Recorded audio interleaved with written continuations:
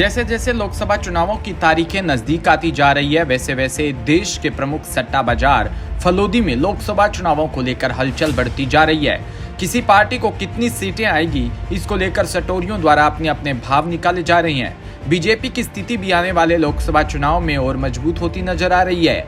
देश के प्रमुख सट्टा बाजार फलोदी में लोकसभा चुनाव में भाजपा को कम से कम 330 से 333 सीटें आने की पूरी संभावना है, जबकि कांग्रेस को 41 से 43 सीटें आने की संभावना है। पूर्व मुख्यमंत्री अशोक गहलोत के पुत्र वैभव गहलोत सहित कांग्रेस के कई दिग्गज चुनाव हार रही हैं। राजस्थान में भाजपा की कुल 25 सीटों में से 23 सीटें आने की संभावना सट्टा बाजार ने जताई है।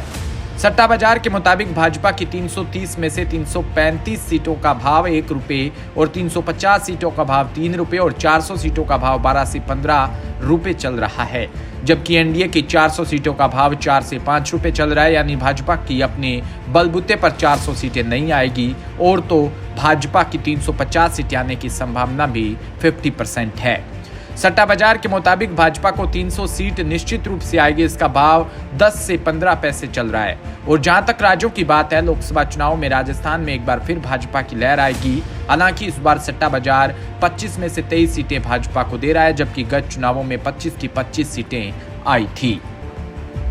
वहीं इस बार की 2 सीटों का नुकसान होने की संभावना है, जिनमें यदि निर्दलीय रविंद्र सिंह भाटी बाड़मेर से चुनाव में उतरेंगे तो उनके जीतने की संभावना है। इसी तरह जोधपुर से भाजपा प्रत्याशी व केंद्रीय मंत्री गजेंद्र सिंह हालांकि कड़े मुकाबले में जीत तो जाएंगे, लेकिन उन्हें पूरा जोर लगाना पड़ेगा। इसी तरह जालोर सिरोही से कांग्रेस के वैभव गहलोत और नागौर से आरएलपी प्रत्याशी हनुमान बेनीवाल की हार सट्टा बाजार बता रहा है। लोकसभा अध्यक्ष ओम बिरला की कोटा में स्थिति मजबूत बताई है।